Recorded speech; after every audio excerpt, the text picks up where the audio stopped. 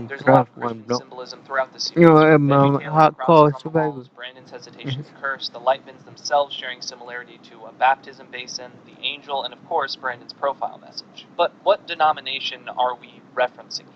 The TV is unmistakably a big part of what captures the father's attention. While this could be just an example of a father more consumed with something other than care for his son, it could also hint at the type of denomination we're looking at in Brandon Works. A lot of clues line up with some sort of evangelical faith. Given the use of the crosses and running with the idea of light bins representing baptism, an emphasis on cleanliness and continually renewing the faith. However, we do start to see more weird, cultish, and supernatural territories of belief, which often comes in the form of cults in either the community or via televangelist broadcasts. It makes me think Brandon's father is being influenced via some sort of televangelist cult leader, and any attempt to draw him away from the source of this teaching is met with strict punishment. There's other signs of this as well. The TV being placed behind Brandon's bedroom wall in a fashion that almost seems to suggest the TV is subliminally influencing him at all times. The increasing number of guns suggesting increasing paranoia, light bins and power object green blocks that appear with time as if someone is encouraging the family to purchase more, and the use of the phrase sundowner and sundowning seems odd compared to its typical reference. Predatory televangelists often use scare tactics about apocalyptic scenarios to scare viewers into buying guns, food, or other artifacts for protection, and encourage viewers to hang on to a televangelist's every broadcast. Hence why I'm more inclined to believe that sundowning does not literally refer to sundown syndrome, but refers to some other cult-like event. Taking the word literally, sundown, we're now looking at an apocalyptic rapture-like event where the sun sets and does not rise. Matthew 24:29 notes such a scenario to those who are left behind in the second coming. Immediately after the tribulation of those days shall the sun be darkened,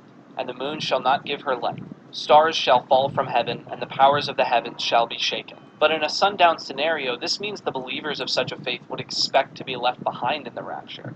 Why? Well, let's take a closer look at the post Brandon made on his account. We already noticed that God's sons replaces Jesus Christ completely in this post. Whatever denomination this is, it doesn't seem like they're directing worship towards Christ. They're not expecting him to save them during the rapture. So who are God's sons? There's one reference to this phrase in Genesis 6:2. The sons of God saw the daughters of man were beautiful. I know I'm not using based King James Version, sorry. While God's sons could refer to God's chosen people in the Old Testament, recall that the use of the crosses in the household reveals that this is likely a Christian perspective. Given the symbolism of angels in episode 9, let's take God's sons to mean a different explanation. Angels. But to become an object of worship, an angel would have to defy God. So we're dealing with fallen angels, the original definition of a demon. These aren't the typical red horns and forked tongue demons of popular Western media. These are older, more literal embodiment of corrupted heavenly power. Worshipping these fallen angels would mean being left behind in the rapture, and so Brandon's family becomes sundowners, people who intentionally prepare for the apocalypse, perhaps waiting for God's sons to save them. To be clear, I don't think this group would think of themselves as demonic. Clearly, they think they're following God's will, as we see in Brandon's I see. profile. But instead of seeing Christ as their savior, they see these angels as the ones who will save them. But from a normal Christian perspective, that would make the whole religion heresy and demonic by nature. It also opens the question as to why they have crosses in the house if they don't see Christ as their savior, but maybe they only saw him saving them the first time, and now the angels are going to save. We're not seeing a lot of details of this religion because we're seeing it from Brandon's perspective. But with this interpretation, we can begin to understand some of the other strange symbols. The light bins might no longer refer to baptism basins, but some other ritualistic sacrificial practice that somehow removes parts of your soul. Interacting with them seems to leave you empty, and the angel in Brandon's dream describes their purpose is to capture light. Could we then interpret this light as souls? Sacrifice is heavily emphasized both in episode 8 and 9 with the symbolism of throwing oneself down from a height. The green blocks put a certain emphasis on being clean and pure throughout the series, so this could be another ritualistic object Brandon and his father are encouraged to use to appease their cult's faith. Going back to the numbers, we also see the 6 on the outside creep closer by episode 9. The use of 6 in reference to the Bible tends to refer to humanity's potential sin, to be corrupted. Maybe the 6 on the outside of the gates represents an evil and corruptive outside world, but also represents the influence of their fallen angel faith on the family. His father could very well still have sundown syndrome, which makes him susceptible to falling for these cultish broadcasts. But sundown now takes a whole double meaning, and now a room perfect for sundowning might describe a room perfect for surviving the apocalypse. Whatever Brandon's father sees in these broadcasts seem to scare him. First he experiences rage, then fear. and he decorates the mantle by the TV with more guns, buys more light bins, and directs more abusive control over Brandon. It got a little game theory here, but there's so many interesting loose ends that could be tied up under this general idea of a televangelist cult that is contributing to Brandon's deteriorating home life. And there's still a lot we've yet to see, and the creator of the series said that this series is yet to be finished. So to get any confirmations or more understanding, we'll have to wait and see.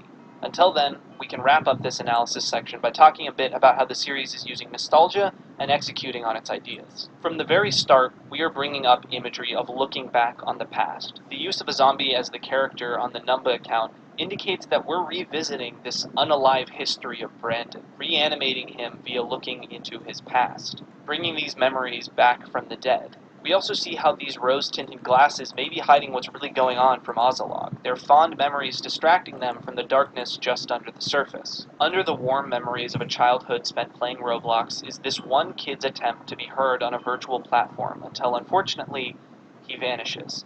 And Brandon Works executes this nostalgic feeling towards Roblox perfectly.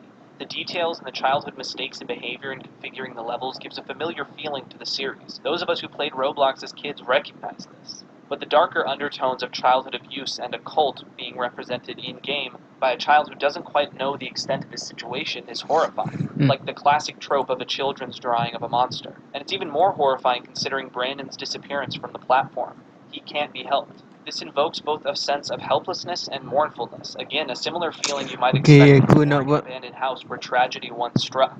We don't know exactly what happened to him, or how much of what he's portraying and believes is even real. The other amazing part of this series is its believability. Nothing is inherently paranormal. Cults may invoke fear of the unknown, but they're real. Abusive home lives are unfortunately very real. Brandon Works depicts scenarios that could conceivably happen on the platform, and horrifyingly, maybe they already have, but our window blinds of nostalgia hide the evidence from us. And that's why Brandon Works is so unsettling. It exists in a space that reminds us of things that scare us, things that are all too real. And in doing so may make us look back at our own memories with a sense of paranoia. What was just beneath the surface that we may have missed?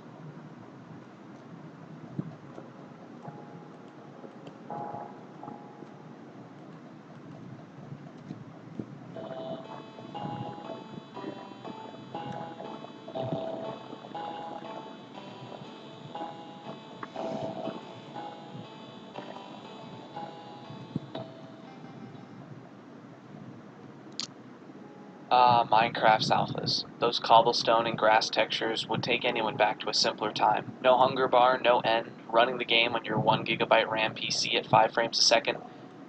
That one may have just been me. But most people playing video games back in the 2000s will remember when Minecraft hit the scene in May of 2009. Simple to the point, but full of potential. It was a game that appealed to all ages, easy enough for a child to understand, but with enough depth for more developed brains to dig into. Much like Roblox, Minecraft provided a more accessible place for kids to get into gaming, without blood or gore, very tame cartoon violence, and an ability to turn on a peaceful mode, and a focus on the single-player experience, although a multiplayer mode was added early on, protecting kids from the slurs of the outside world. However, even with a game so seemingly harmless, ominous tones and rumors crept their way in, whether it be through direct game design or up-and-coming creepypasta authors typing to their heart's content about the spookiest thing you can imagine at 12 years old. From the terrifying cave sounds that still give modern players of the game pause when they're at level 12 looking for diamonds and are almost out of torches, or, the literal hell dimension with screaming ghost demons who spit fire.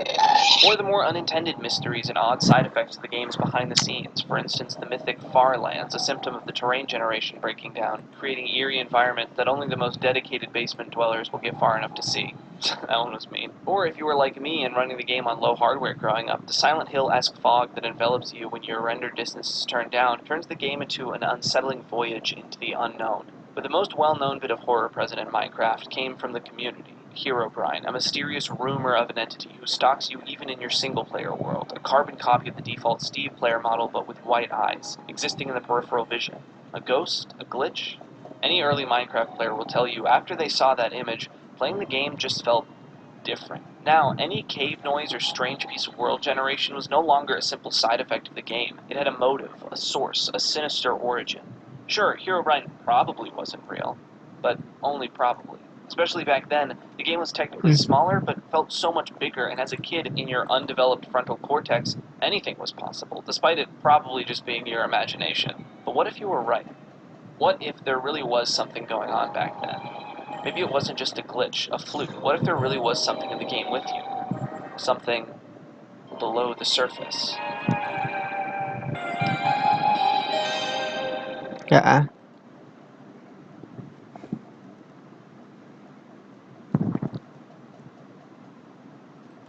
Hey guys, welcome to another video. And you're probably asking yourself, what the heck is this? And yeah, you're 100% right to ask yourself that. This is old Minecraft re-uploads. Old Minecraft re-uploads is pretty self-explanatory in premise, very similar to that of Branded Works, at least on the surface. The description of this channel reads, channel to upload my old Minecraft videos from 2010 and 2011. So it seems we're in for a bit of early Minecraft nostalgia. The series follows two characters for the most part, Legend of Anthony and Gold Mario. These two appear to be friends who play the game together on a multiplayer server along with their own single-player worlds. And it seems likely that we're seeing this from Gold Mario's perspective. Sometimes it's a little confusing whose perspective we're seeing, so I'll let you know in each video.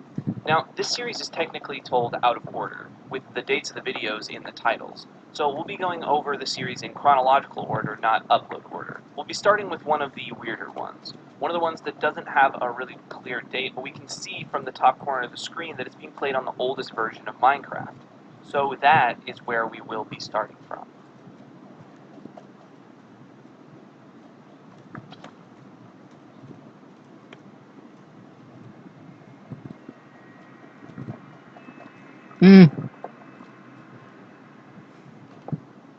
Our first episode has no description, and we can't really draw a lot of conclusions from the title, so we'll just jump right in.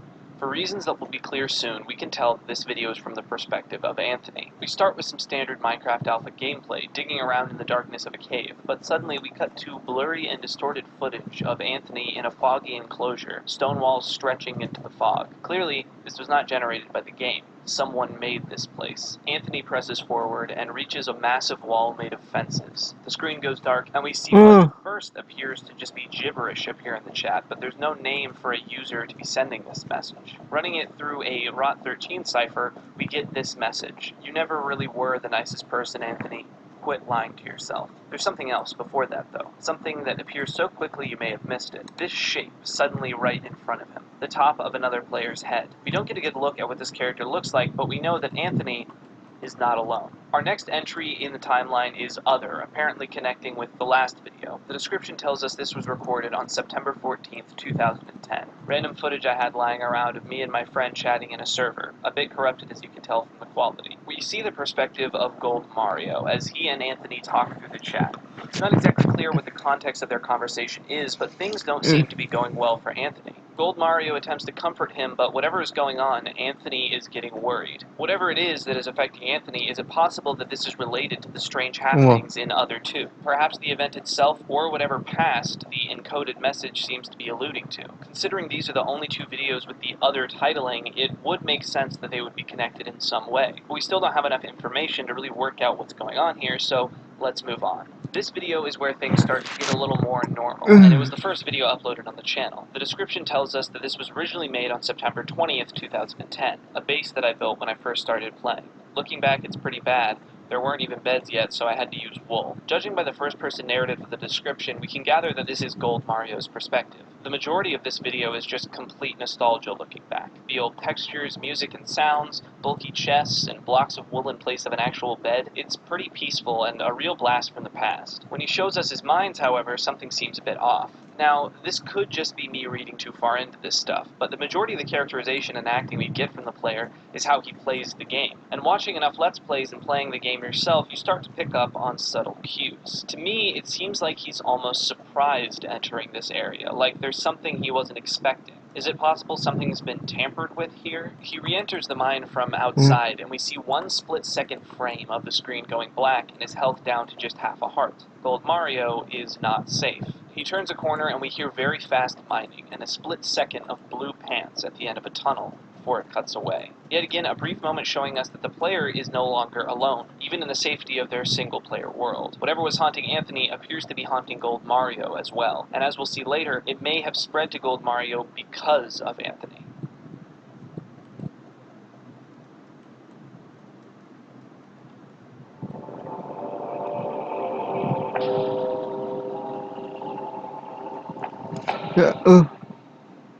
Originally created on September 22nd, 2010, we learned this was Gold Mario's first use of Windows Movie Maker. This is another trip down nostalgia lane. As mentioned, the video is chock full of the telltale early 2000s Windows Movie Maker editing, and that Breaking Benjamin song, perfect. Nothing much of note occurs other than Gold Mario blowing up a bunch of mobs with TNT, but some of the text that appears seems oddly ominous when given the context that Anthony and Gold Mario may be being hunted themselves.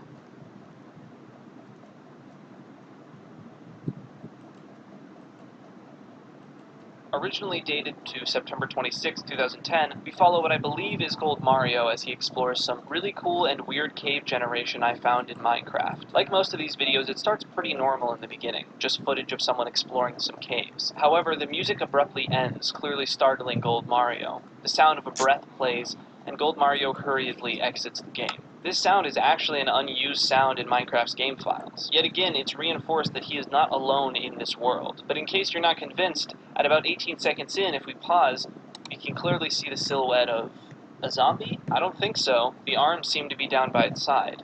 This is the figure, the other player that seems to be following Anthony and Gold Mario. As an aside, one thing I really appreciate about this video and the series in general is the acting on display here. It's not traditional acting, but the way you can tell what reaction the player is having by the way the mouse moves is so cool and feels very relatable. Being deep in a cave, running out of torches, and hearing one of those cave sounds before you were really used to it, and closing out of the game because it was that creepy, very accurate.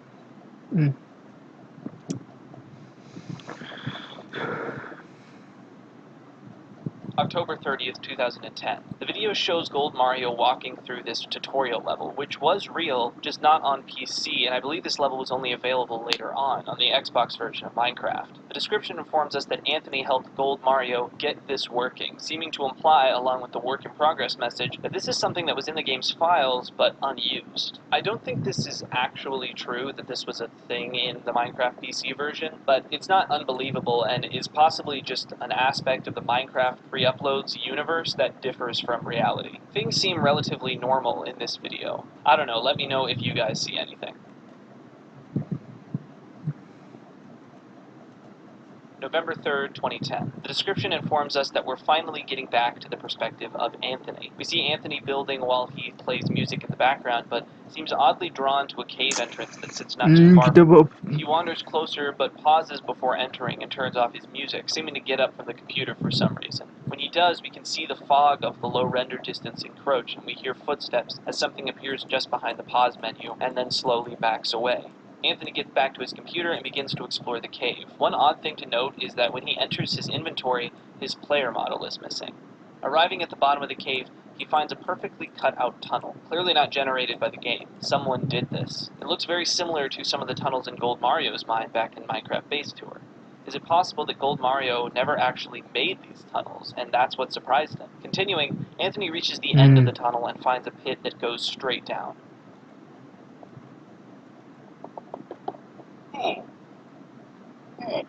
Surviving in only 1.5 hearts, Anthony builds his way back up and closes off the entrance to the cave.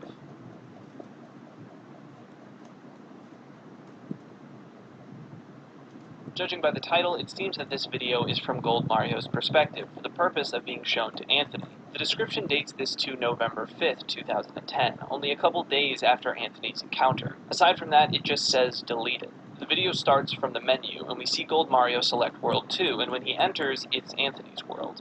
It appears that Anthony has sent Gold Mario his save file to show him what's been happening. When he loads in, he's in the exact place Anthony was at the end of the last video, meaning Anthony hasn't touched the save in days. It's also now night, which means it's possible Anthony sat in that corner for a long time before closing the game. Gold Mario, seemingly unsettled by the dark fog surrounding him, attempts to turn up the render distance, but it's strangely stuck on tiny. So he enters the sealed cave for himself. Once inside, he finds that there's a lot more than just a single pit. The entire cave has now been littered with perfectly cut out tunnels, holes, and pits. We see Gold Mario navigate carefully around them, apparently knowing the danger of being knocked into one. Aside from a couple creepers, the place is oddly empty, just filled with intentionally made holes and mine shafts going on endlessly. A cave noise plays and Gold Mario exits the game yet again.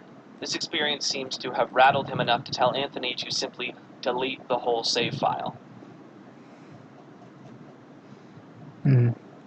This is the most recent upload on the channel, and considering it's now the beta, the most recent chronologically, also being dated to December 29th, 2010. At the very start, we can see a part of a conversation between Anthony and Gold Mario. This appears to be Gold Mario telling Anthony to delete the world he sent him. These messages likely weren't sent long after Gold Mario recorded the video.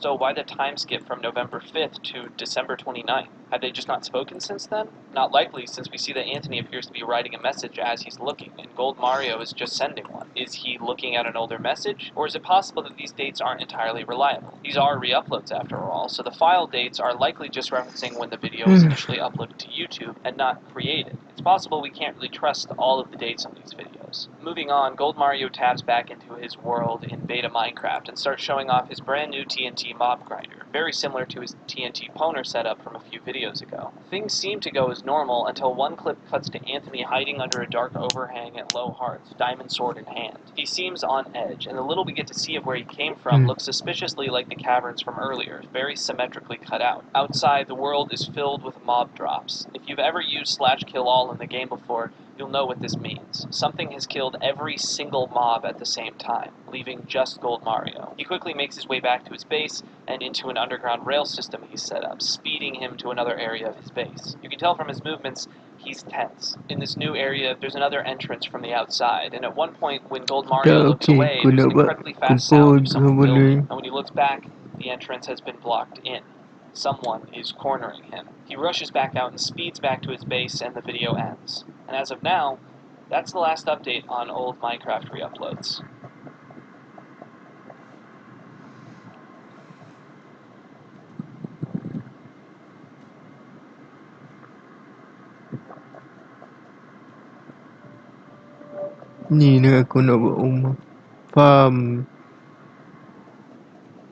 So let's take a look at what this series is bringing to the table. What story is being told, what thematic elements it's offering, and how well the series executes all of these things from a production and storytelling standpoint. To start, let's just see about the story being told. On the base level, the story is about two friends, Anthony and Gold Mario, playing Minecraft in 2010, when something begins stalking them inside their worlds. But the exact origins and details are muddy. We have a lot of loose ends yet to be tied, and so some of these questions will have to go unanswered for now. It seems to me, though, that Anthony is the source of this, as he has the earliest encounter, and the entity seems to be speaking directly to him. It's possible that it was spread to Gold Mario due to his relationship with Anthony. Now, although we may not know what Anthony's mysterious past is, why he may not be the nicest person after all, and what tough situation he's going through right now, I do have a couple theories as to the context of this entity's appearance. Firstly, we have to look at the content of some of these videos. The TNT Pwner video doesn't seem to have much of a purpose plot-wise, but we see Gold Mario's habit of blowing up mobs with TNT come up again and again. My first thought is that this is the game seeking revenge. We know that Anthony has a habit of digging through the game's files, as he was able to get the tutorial level to work, so it's possible that both Anthony and Gold Mario pushed the game a little too far, got a little too sadistic with the mobs, and a little too nosy into the files, and well, now it's the game's turn. Time for some Minecraft gamer ponage.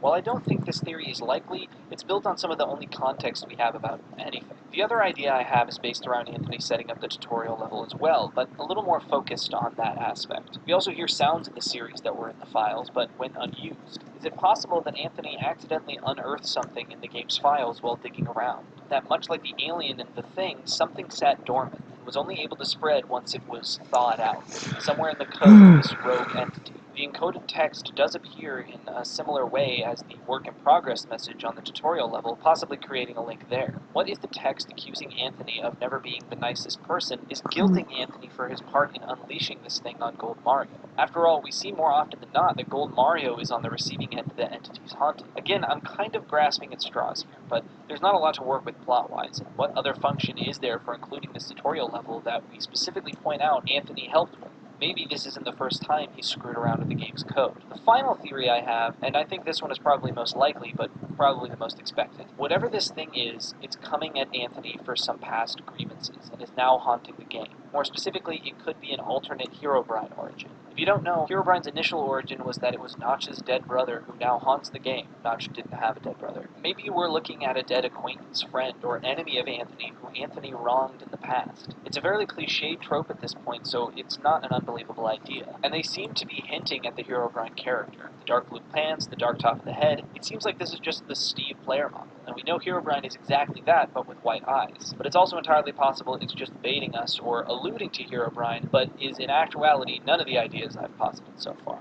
Again, story-wise, we don't have a lot, even the names of the videos aren't in question, but that's kind of part of the reason why I like it. It keeps it simple, mysterious, and I want to talk about all my favorite aspects of its execution, but first, what does it bring to the table thematically? On some basic levels, the series hits us with some pretty unique versions of classic horror foundations. Paranoia and the fear of being watched, isolation, and the biggest, shattering your sense of perceived safety. Think about it.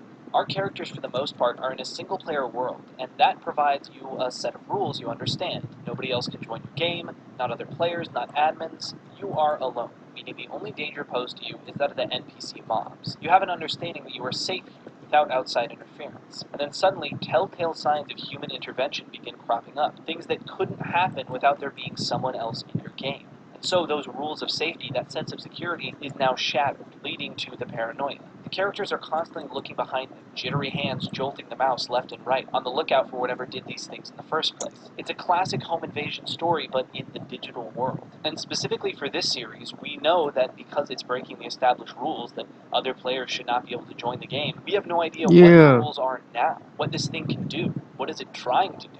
And there's the fear of the unknown. What's so great about this, though, is the fact that it's doing all of this without using tropes of regular horror media. Instead, it's using things specific to Minecraft, utilizing it for environmental storytelling. For instance, using these specific types of tunnels. People who play Minecraft can tell the difference between regular cave terrain generation and the works of a player's strip mining. By placing this imagery in the proper context, it creates something eerie, the marks of another player when you should be alone. All done in a visual language that is specific to the game it's using. But now we're getting into the execution side of things, so let's do that. The first thing I noticed when watching this series is how accurate it is at presenting those old versions of Minecraft.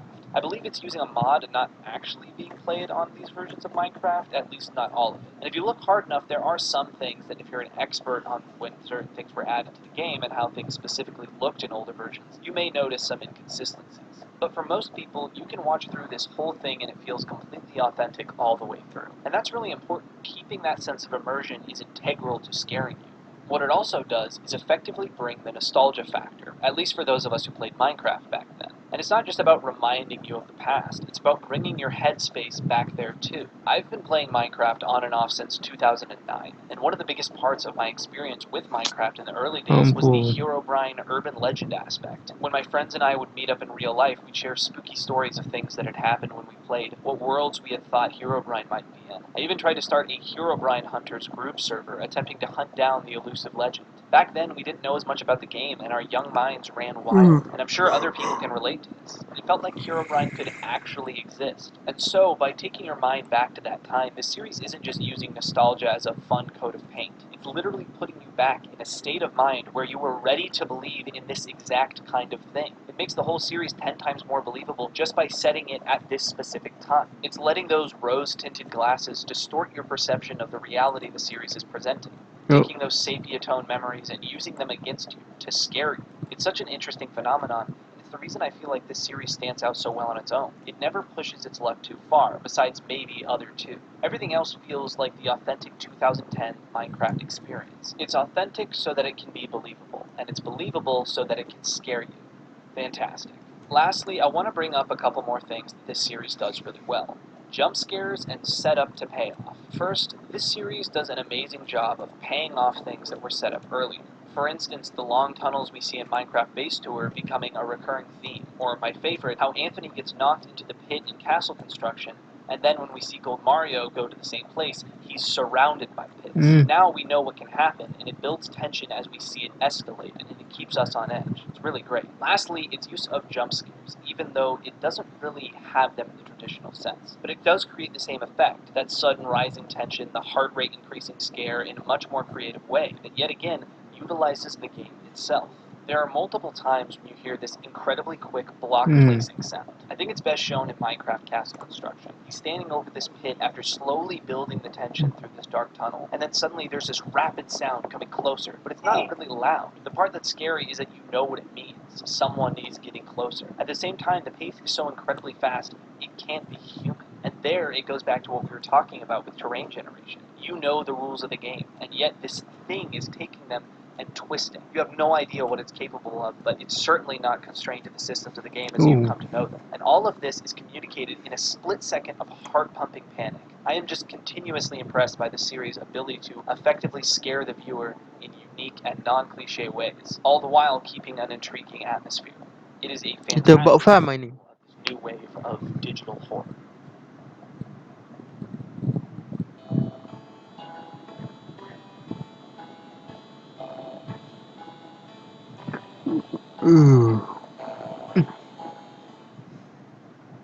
Garry's Mod and Team Fortress 2.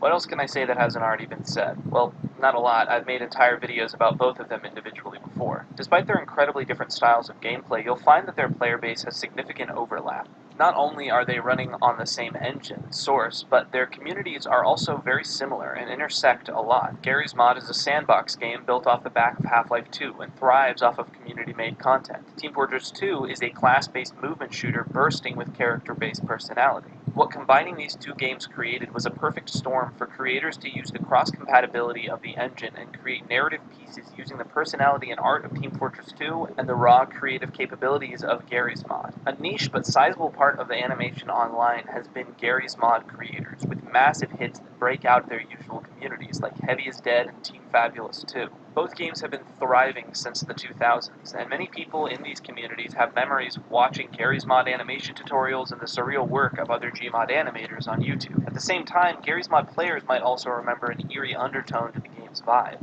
one that has been compared before to things like liminal spaces. Empty multiplayer maps feeling almost post-apocalyptic when you're alone, and the dark draw of things like the Construct Darkroom. And from the earliest ages of Garry's Mod on YouTube, spooky content was being created, like the classic You Need Me back in 2011. Especially of note is its use of body horror, which will definitely come into play later. This spooky factor led to the creation of multiple ARGs and horror web series based around Gmod, many times using nostalgia as a part of them. But more often than not, they were made using assets and imagery from Half-Life 2, the game Garry's Mod was built on. But it was only a matter of time before the crossroads of Team Fortress 2 and Garry's Mod were utilized, and it just so happens that that is really good.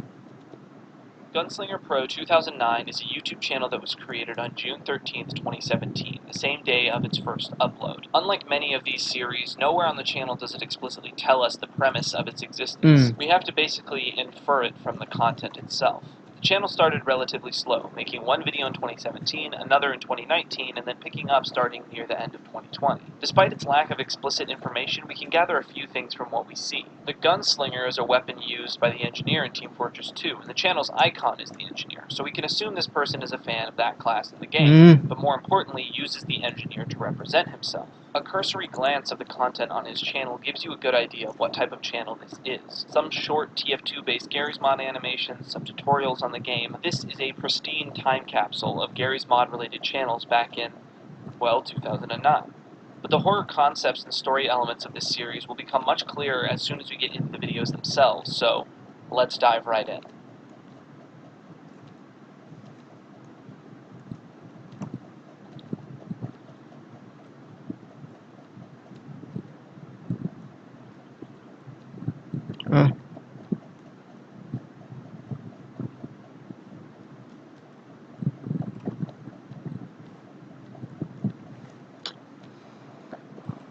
The first video, uploaded on the same day as the channel's creation, appears to be a short piece of rudimentary Gmod animation combined with voice mashing, a technique of combining existing voice lines together to create new sentences, which was commonly used in these types of videos. Aside from the rough nature making it slightly odd to watch, this type of nonsensical video was pretty prevalent in the Gmod animation scene, so nothing too surprising here. One thing to note is that it has this weird VHS filter on it for some reason. I honestly can't think of a reason for this, except that it is the first video in the series, and it was an early attempt to make the video seem spooky, which would be dropped later as the creator behind the series developed the idea further. There is then a 2-year gap between this video and the next. This video is where we really start to understand what's going on in this series. This is actually a shot-for-shot remake of an actual old Gmod animation video on YouTube from 2009, Sandvich's Spy. This video also has a VHS filter on it, but that is dropped directly after this video. It starts as a pretty similar concept to the last one, a simple Gmod animation based on nonsensical concept coming from voice match dialogue. However, the end is where it breaks away from the original video.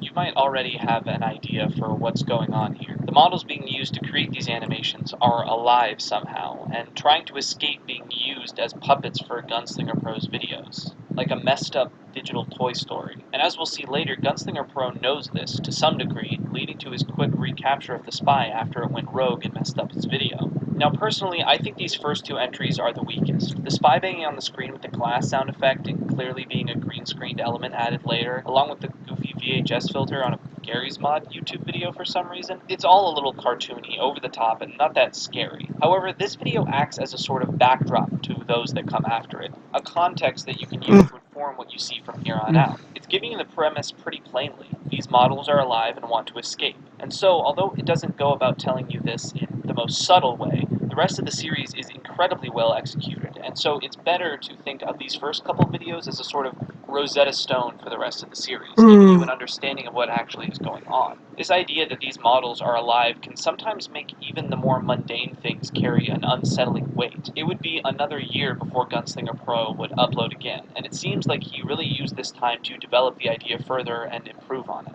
The VHS filter is gone and is replaced with an incredibly accurate Windows Movie Maker, sensing a pattern here, tutorial aesthetic, from the edits to the video and audio quality to the writing. For those wondering, a ragdoll walker was a contraption animators would build that would allow them to make the in-game models walk and control them. After a brief title screen, we cut to a showcase of the finished project, showing a soldier walking awkwardly through the map, yelling voice lines from the game.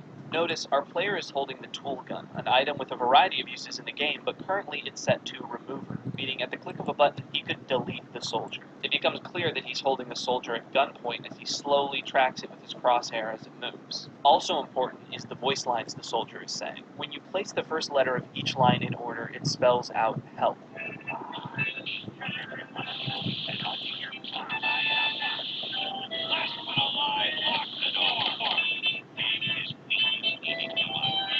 Hiding a message for the viewer in a way that Gunslinger may not notice. We cut to another view where the soldier gets stuck. Gunslinger moves toward the soldier and pulls out his remover gun again, and we cut away before we can see if he actually uses it, although we never see that red soldier again, so we can guess what happened here. Did you notice, though, the soldier's head at the end there? His eyes are wide, almost terrified, and his head ever so subtly seems to shake no, like he's pleading for his life. Pointing it out, it seems pretty obvious, but knowing the physics of Garry's Mod, it could pass pretty easily as just the head wobbling a little bit because of the movement being stuck. But with the context of our last video, all of the subtle touches like this take on a new meaning. This isn't a physics fluke. This is a desperate cry for help with what little control the soldier has.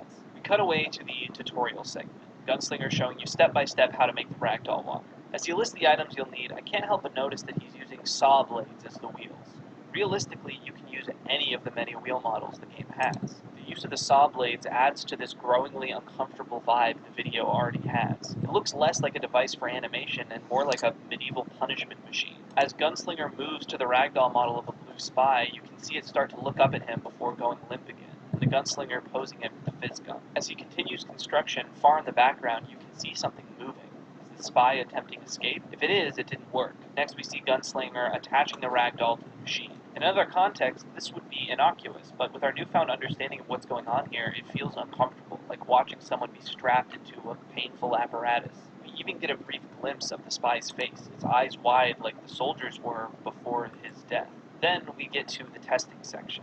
Instead of just pushing it around or simply attaching the thruster controls that would eventually pilot it anyway, Gunslinger hooks it up to the back of a rusted vehicle with a rope and drives it, dragging it along. Spy's awkward run as he's pulled along looks uncomfortable, and again, the imagery is more reminiscent of torture than anything else. Gunslinger adds the controls, makes the machine invisible, and puts together a little scene to demonstrate how it works. Things seem to go according to plan at first, but suddenly the movement seems to falter, and the spy suddenly starts running off. Gunslinger runs to catch it, and the video ends. Again, this is something that is plausibly explainable as Gunslinger's keyboard getting stuck, a glitch with the thrusters, or just some mispress on the keyboard. But under the circumstances, we understand that this is the spy's frantic attempt at escape. The next video has an unconventional naming format, being the generic file name for videos screen capturing Garry's Mod, HL2 and then the date, telling us this was recorded in 2010. Up to this point, we knew that it was a throwback aesthetically to the early 2000s and 2010s, but now we know that this is actually taking place in 2010. Judging by the title and the actual content of the video, this wasn't uploaded by Gunslinger. This is likely another cry for help from the characters in the game, trying to speak to the outside world. The video is an upside-down POV of something, crawling through some dark and dirty tunnels. The movements are awkward and jittery, heaving its way forward, almost as if it's learning how to move for the first time. Most of the video is shrouded in darkness, but eventually this thing makes its way to an area with a bit of light, and as it turns the corner, it's met with a mirror, and we finally see what this thing is. It's some sort of amalgamation, no doubt created by Gunslinger himself. Random bits of inanimate object and flesh poorly welded together to create this stumbling mass, and attached to the front, the eyes we're seeing out of is the blue spy's head. As punishment for trying to escape, Gunslinger has given the spy a fate worse than death, a mangled, makeshift body created only to torment the soul that inhabits it. The spy, in shocked horror at its fate, begins to lurch forward, smashing its head against the mirror until it breaks. Stunned or perhaps just cautious, the spy slowly inches forward. This little prison for the spy was constructed in the map GM Construct in the Dark Room, which I mentioned earlier, a classic landmark for spooky stuff in Garry's Mod. Outside, we get this incredibly odd and striking visual of a blue heavy and medic standing next to each other, one holding balloons. The spy moves closer, but before it can leave the darkness of the room, the Gunslinger turns the corner and frantically picks it up, dragging it back into the tunnel. And our video ends. At this point, there's no doubt in my mind that Gunslinger Pro knows exactly what's going on. He knows these models are alive, afraid, and want to escape. And not only does he want to control them, but he has no qualms hurting, punishing, or tormenting them. Otherwise, what would be the point of distorting the spy in such a way, or including the mirror so it can see what he's done? Gunslinger Pro has turned his Garry's Mod world into a living hell for the mysteriously conscious and self-aware models that inhabit it. This one is pretty short and falls back into the nonsensical animation category.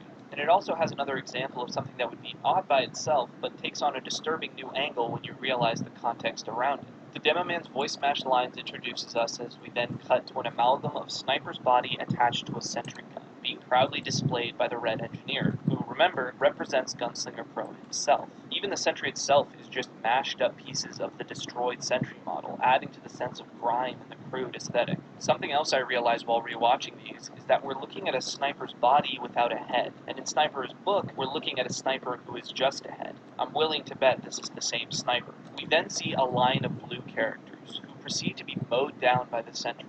Note, their heads are left limp, looking down at the floor, and they all have blood marks somewhere on their body already, as if they've already been killed, and their corpses are being used as props. Similar to the Walker tutorial, this video is a Windows Movie Maker edited tutorial about how to create a fast sled on the sled build map, a Garry's Mod classic that many players will remember.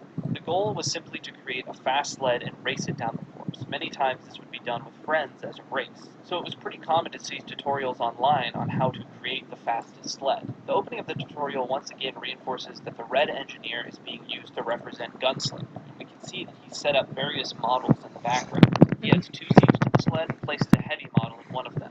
Gunslinger then adds a sentry gun, Engineer's weapon of choice, right behind Heavy, almost as if he's holding him at gunpoint, as if to say, you make a wrong move, you're dead. At this point, this is a common tactic of Gunslinger. In the next segment, he tests the sled. It's almost uncomfortable, the utter silence as they make their way down, the machine gun barrels right next to Heavy's head. We see two other sleds go down with him. My initial thought, because of the cut, was that Gunslinger himself had pushed them down so that he could race them. But we never actually see that happen. They just sort of go, and they both end up crashing into him, knocking them off course. And each time they do this, there's a subtle cut, and when the Gunslinger looks back, they're nowhere to be seen. It's almost as if the characters in these sleds are trying to sabotage him, but obviously he's the one with the remover tool. When they reach the bottom, Gunslinger gets out and looks away, and then this happens.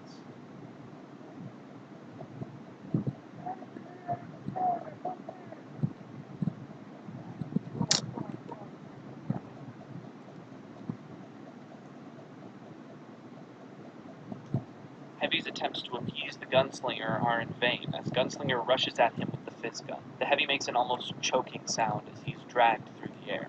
This is the latest and final video as of now. The last one was uploaded in May of 2021, and this was uploaded in March of 2022. This is another animation video, but this time it's longer and it's a bit more story and premise than the others. It's essentially a parody of the Old Man Six Flags advertisement that was a meme for a while. That's also notably another use of nostalgia. In this version, the Red Engineer shows up to a town full of other TF2 characters and takes them to a theme park built on GM Construct.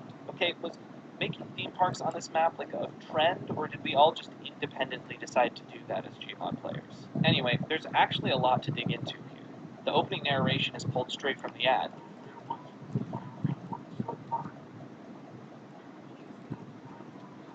Ish.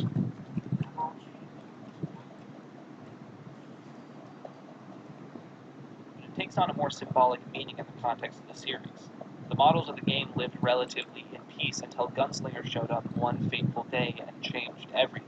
His arrival takes on a much more ominous feeling. It's even worth noting the fact that we're given the impression that the engineer built the theme park. Gunslinger came in and took the sentient AI into a world of his own creation. Also notice how the animation seems to differ. In the opening, before the engineer shows up, the animation seems oddly smoother, more realistic and natural. But the engineer's movements are clearly awkward and puppeted, and after he shows up, everyone has a sort of lifeless quality to them. At one point, we even see the Blue Heavy and Medic with balloons, calling back to the earlier video. I really love this. The imagery of them holding the balloons earlier was so striking and creepy, and the fact that it has a canonical reason for existing that actually makes sense is great. It seems that the HL2 video was made during the creation of this video, tying things together with a really cool payoff. It also feels creepy knowing that right behind them, the tortured spy amalgam is cowering in fear, if it even lived after the end of that video. The camera zooms out and we see something that, again, is a regular artifact of the game. If you move too far out, you'll exit the skybox and some items will stop rendering. But here, it almost feels like the facade has been dropped. We're not seeing the prettied up version Gunslinger wants us to see. We're peeking behind the curtain. And on that note is the latest upload from Gunslinger Pro of 2009. So what can we untangle from this? When it comes to the story, well, there really isn't anything super secret to suss out here. It's fairly straightforward plot-wise. For one reason or another, Gunslinger Pro's models in-game have gained some sort of sentience.